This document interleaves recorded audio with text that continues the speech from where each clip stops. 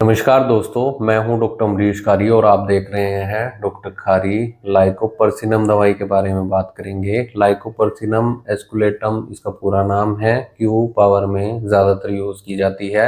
Homeopathy में इसके क्या फ़ायदे क्या नुकसान हैं, किन बीमारियों और किन लक्षणों में दी जाती है, जानने के लिए वीडियो पूरा देखें। अगर आप हमारे चैनल पर नए हैं तो चैनल को सब्सक्राइब कर लें ताकि आने वाली हेल्थ रिलेटेड वीडियोज से आप अपडेटेड रहें। इस दवाई को काफ़ी सारी बीमारियों में दिया जाता है, लेकिन खास तौर पर ये दर्द को कम करने में मददगार है। अगर पेशेंट को बैक पेन है, कमर दर्द है, लिम्स में पेन है, तो ये दवाई बहुत इफेक्टिव रहती है और सिर दर्द में भी राहत देती है।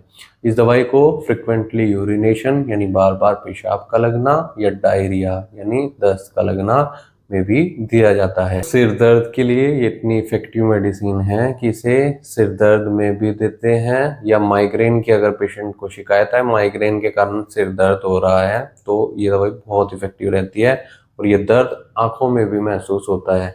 ऐसे लक्षणों में इस दवाई को देने से या भारीपन महसूस हो, सोरनेस महसूस हो, पेन हो, तो बहुत अच्छे रिजल्ट्स मिलते हैं। इस दवाई को साइनोसाइटिस में दिया जाता है। अगर रनी नोज देखने को मिल रहा है, नाक बहता है, सांस लेने में तकलीफ आती है साइनस में, तो ये दवाई असरदार है।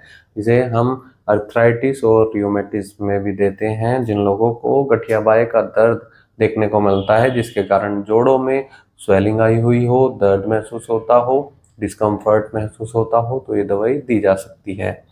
अगर इसके और बीमारियों की बात करें तो इसे शुगर के पेशेंट यानी डायबिटीज़ में भी दिया जाता है। ब्लड शुगर लेवल को कंट्रोल करने में मददगार ये दवाई रहती है। हम थ्रोट में इन्फ्लामेशन आने पर दे सकते हैं, टॉन्सिलाइटिस में दे सकते हैं। टॉन्सिलाइटिस में सोरनेस या पेन महसूस होता है तो ये दवाई असरदार रहती है, स्वेलिंग को कम करती है।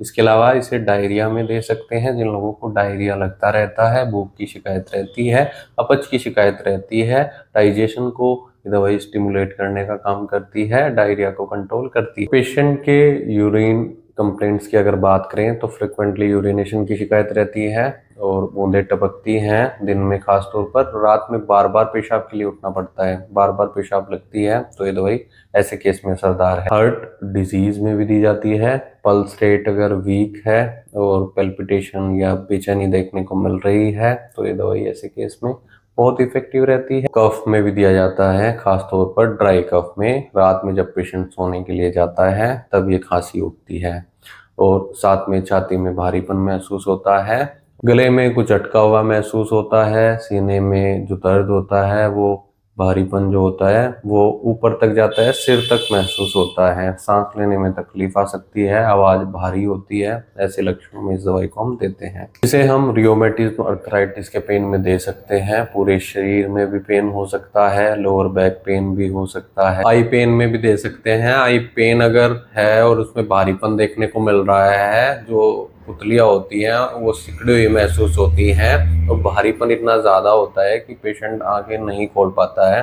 तो ऐसे लक्षणों में दवाई बहुत असरदार रहती है। दोस्तों, अगर आपको इनमें से कोई भी तकलीफ है और आप इस दवाई का सेवन करना चाहते हैं तो एक बार अपने होम्योपैथी डॉक्टर से जरूर मिल लें। बिना डॉक्टर की सलाह के कोई भी होम्योपैथी दवाई नहीं लेनी चाहिए। इसलिए आप दिए गए व्हाट्सएप नंबर पर हमसे संपर्क कर इलाज या सलाह ले सकते हैं।